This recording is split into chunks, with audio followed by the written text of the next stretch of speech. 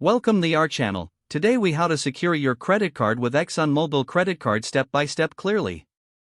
Start by visiting the official ExxonMobil website.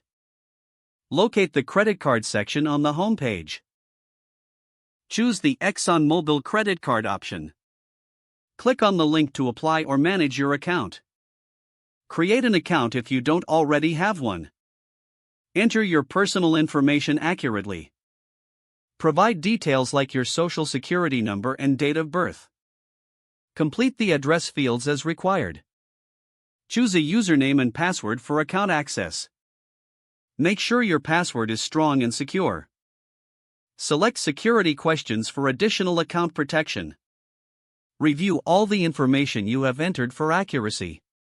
Submit your application once everything is correct. Check your email for confirmation regarding your application status. Once approved, log into your account using your credentials. Navigate to the security settings in your account dashboard. Enable two-factor authentication for added security. Link your account to a secure email address and phone number. Set alerts for transactions and account changes. Regularly monitor your account for any unauthorized activity. Consider using virtual card numbers for online purchases.